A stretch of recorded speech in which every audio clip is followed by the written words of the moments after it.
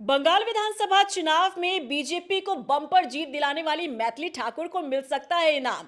Cabinet विस्तार होने जा रहा है बिहार का और ऐसे में मंत्री बनाया जा सकता है मैथिली ठाकुर को। नमस्कार, मैं आपके साथ रीना झा बालियान। बिहार में मंत्रिमंडल विस्तार होने जा रहा है, यानी कि सम्राट चौधरी के कैबिनेट में नए चेहरों को जगह मिलने जा रही है।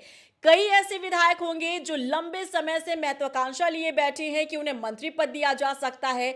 आखिर वो कौन से चेहरे हैं जिनका सपना इस बार कैबिनेट विस्तार में पूरा होने जा रहा है, और आखिर मैथिली ठाकुर को क्या इनाम मिल जाएगा? इनाम इसलिए हम कह रहे हैं क्योंकि जब से बिहार विधानसभा चुनाव जीता है मैथिली ठाकुर ने, जब से वो अलीनगर सीट से विधायक बनी हैं, तब से ही एक पसंद बन चुकी है बीजेपी के लिए मैथिली ठाकुर। जहां चुनाव होते हैं वहां मैथिली ठाकुर को कैंपेनिंग के लिए भेजा जाता है, चुनाव प्रचार के लिए भेजा जाता है, और जहां जहां मैथिली ठाकुर ने चुनाव प्रचार किया है वहां वहां कमल खिला है। और इसीलिए कहा जा रहा है कि कैबिनेट विस्तार जब होगा तब मैथिली ठाकुर को मंत्री पद दे दिया जाएगा। और देखिए, इससे जुड़ी हुई जब जब जानकारी हमने आप लोगों के साथ शेयर की है, तब आप लोगों के कमेंट सेक्शन में हमने कमेंट भी पढ़े हैं, जिसमें आप लोगों ने भर भर कर ये कमेंट किया है कि वो पावर रखती हैं मैथिली ठाकुर। मैथिली ठाकुर जिस तरह से काम कर रही है एक विधायक के तौर पर, उन्हें मंत्री पद जरूर मिलना चाहिए। तो आम जनता की राय को देखते हुए कहीं ना कहीं माना जा रहा है कि बीजेपी भी इस पर मंथन कर रही होगी,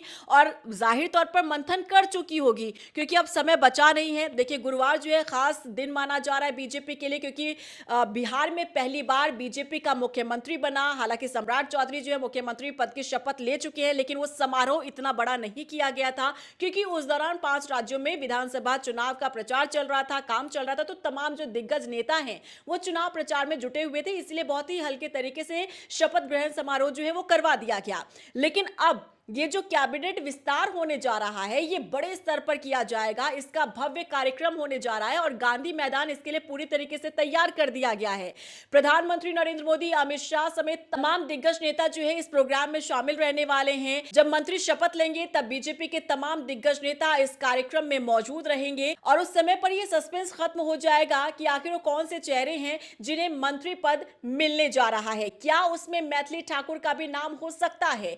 देखिए, इसकी उम्मीद ज्यादा इसलिए नजर आ रही है क्योंकि सबसे छोटी उम्र की वो विधायक है, पहली बार ही वो विधायक बनी है। एक्सपीरियंस हालांकि उन्हें राजनीति का है नहीं, इसके बावजूद भी उन्होंने जिस तरीके से अब तक परफॉर्मेंस दिखाई है, उनके परफॉर्मेंस को देखते हुए ये माना जा रहा है कि बीजेपी कहीं ना कहीं ये विचार कर रही होगी कि मैथिली ठाकुर को भी कैबिनेट में जगह दी जा सकती है। देखिए, मैथिली ठाकुर के सिर पर प्रधानमंत्री मोदी और अमित शाह का हाथ रहा है, और ये माना जाता है कि जिस तरह से काम करती हैं मैथिली ठाकुर और जितनी वो एक्टिव रहती हैं, उनके काम करने के तरीके को ना सिर्फ राज्य में पसंद किया जा रहा है, बल्कि पार्टी हाईकमान भी पसंद कर रहा है, केंद्र भी पसंद कर रहा है।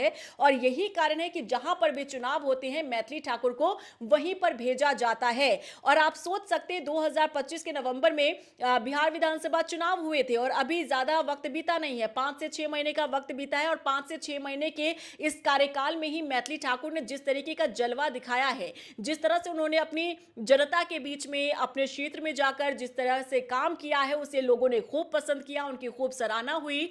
और यहां तक कि जब उन्होंने विधानसभा का सेशन अटेंड किया था, उस दौरान भी मैथिली ठाकुर की हर तरफ चर्चा होने लगी थी, क्योंकि उन्होंने हर एक उस मुद्दे को उठाया था जिसे आम जनता चाहती है कि उनके क्षेत्र का जनप्रतिनिधि, उनके क्षेत्र का नेता, विधायक उस मुद्दे को उठाए। मैथिली ठाकुर ने स्वास्थ्य के मुद्दे को उठाया था, एजुकेशन के मुद्दे को उठाया था, महिलाओं के मुद्दे को उठाया था, और इन तमाम मुद्दों को लेकर उन्होंने मंत्रियों से सीधे सीधे सवाल भी पूछा था। यहां तक कि अपनी सरकार को आईना दिखाने का भी काम मैथिली ठाकुर ने किया था। यानी कि इतनी कुव्वत वो रखती हैं कि वो इतनी सी उम्र में और इतने कम एक्सपीरियंस के साथ भी वो मुद्दे की बात करती हैं, जनता की बात करती हैं, काम की बात करती हैं। और यही कारण है कि मैथिली ठाकुर में वो करंट नजर आ रहा है जो एक मंत्री में होना चाहिए। उनके क्षेत्र की जो जनता है वो भी ये मांग करती है कि मैथिली ठाकुर को मंत्री पद मिलना चाहिए, उन्हें कैबिनेट में जगह मिलनी चाहिए। लेकिन क्या ऐसा होगा? आखिर कौन कौन से वो नाम है जो इस रेस में आगे चल रहे पूरे डिटेल के साथ अब आपको बताते हैं। देखिए, सूत्रों के मुताबिक कैबिनेट जो विस्तार होने जा रहा है उसमें 27 से 28 मंत्री जो हैं वो शपथ ले सकते हैं और राज्यों की सियासत में एक नए चरण की जो है शुरुआत होने जा रही है और इस आयोजन को सिर्फ प्रशासनिक विस्तार नहीं बल्कि एक बड़े राजनीतिक शक्ति प्रदर्शन के तौर पर भी देखा जा रहा है। और आपको बता दें कि यहाँ पर कौन-कौन से नाम और कौन-कौन से चेहरे हो सकते हैं। तो देखिए, यहाँ पर संतुलन बनाए रखने की जो कोशिश है यहाँ पर सियासी पार्टी द्वारा और सरकार द्वारा किया जाएगा। बीजेपी को लगभग 12 मंत्री पद मिल सकते हैं। वहीं जेडीयू की बात करें तो यहाँ पर 12 मंत्री पद जेडीयू के झोली में भी जा सकते हैं और इसके अलावा रामविलास पासवान की जो पार्टी है लोक जनशक्ति पार्टी, उनको भी 2 पद मिल सकते हैं। वहीं हिंदुस्तानी आवाम मोर्चा और राष्ट्रीय लोक जनता दल को एक-एक मंत्री पद मिल सकता है और इस फॉर्मूले के जरिए एनडीए के सभी घटक दलों को संतुलित प्रतिनिधित्व देने की रणनीति जो है वो तैयार की गई है, क्योंकि आप जानते हैं कि एनडीए की सरकार इस बार बिहार में बनी है, यानी कि गठबंधन की सरकार है और ऐसे में जब कैबिनेट विस्तार होगा तो जाहिर तौर पर सबको संतुलित और सबको बैलेंस करने की यहाँ पर कोशिश की गई है। सबसे दिलचस्प नाम जो निकलकर सामने आ रहा है मंत्रियों में, वो देखिए निशांत कुमार का नाम आ रहा है। निशांत कुमार याद दिला देते हैं बिहार के पूर्व मुख्यमंत्री नीतीश कुमार के बेटे हैं निशांत कुमार, जिन्होंने अब जाकर राजनीति में एंट्री ली है। जैसे ही उनके पिता राज्यसभा पहुंचे और राज्यसभा के लिए उन्होंने प्रोसेस शुरू किया, उसके बाद निशांत की एंट्री करवा दी जाती है। सक्रिय राजनीति में वो अब आ चुके हैं और ऐसे में माना जा रहा है कि निशांत को भी मंत्री पद दिया जा सकता है।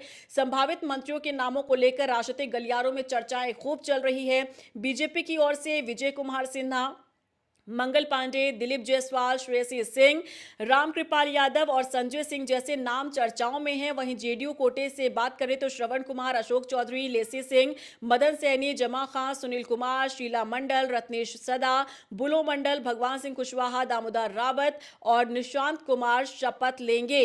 सहयोगी दलों की ओर से भी कई नाम जो है वो सामने आ रहे हैं, जिनमें चिराग पासवान की पार्टी की बात करें और जीतन राम मांझी के खेमे की बात करें तो इन दोनों ही नेताओं के खेमे से भी जो नाम है वो शामिल किए जा रहे हैं। चिराग पासवान की पार्टी एलजेपीआर से संजय सिंह और संजय पासवान मंत्री पद की शपथ लेंगे। वहीं एलजेपीआर ने अपने दोनों मंत्रियों के नाम सीएम सम्राट चौधरी को भेज दिए हैं। पिछली नीतीश कैबिनेट में भी संजय सिंह और संजय पासवान एलजेपीआर से मंत्री थे। देखिए, हमने जैसे आपको बताया कि गांधी मैदान में ये समारोह होने जा रहा है और यहाँ पर तमाम तैयारियां जो है वो पूरी कर ली गई है। प्रधानमंत्री नरेंद्र मोदी मौजूद रहेंगे, अमित शाह समेत कई दिग्गज नेता जो है वो शामिल हो सकते हैं, क्योंकि बड़े स्तर पर ये प्रोग्राम होने जा रहा है।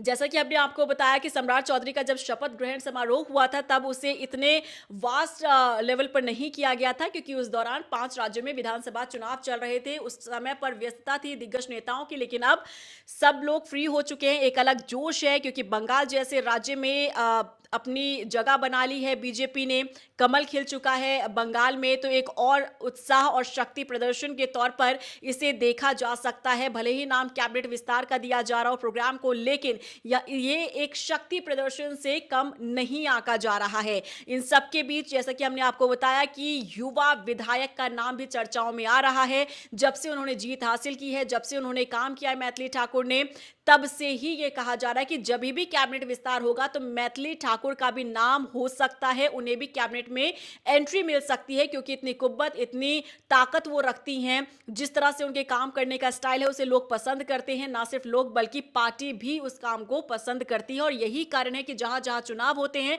वहां वहां मैथिली ठाकुर को भेजा जाता है कैंपेनिंग के लिए, चुनाव प्रचार के लिए। और ऐसा नहीं है कि जहां मैथिली गई हो कैंपेनिंग के लिए वहां पर पॉजिटिव रिस्पांस ना मिला हो। मैथिली ठाकुर जहां भी गई हैं वहां पर कमल खिला है और ये एक रिकॉर्ड जो है वो कायम करती दिख रही है मैथिली ठाकुर। इसीलिए कहा जा रहा है कि गुरुवार का दिन बेहद खास है बीजेपी के लिए, सम्राट चौधरी के लिए और पूरी सरकार के लिए, बिहार सरकार के लिए और उन विधायकों के लिए भी जो लंबे समय से महत्वाकांक्षा लिए बैठे थे, सपना लिए बैठे थे, लेकिन अब उनका ये सपना पूरा होने जा रहा है। अब दिलचस्प देखना ये होगा कि क्या मैथिली ठाकुर की कैबिनेट में एंट्री होती है या फिर नहीं। आपको क्या लगता है, क्या मैथिली ठाकुर को मंत्री पद मिल जाना चाहिए या फिर ये थोड़ी अभी जल्दबाजी होगी, उन्हें पहले एक्सपीरियंस लेना होगा, उसके बाद उन्हें आगे मंत्री बनाया जाना चाहिए? आपको क्या लगता है, कमेंट सेक्शन में जरूर बताइएगा।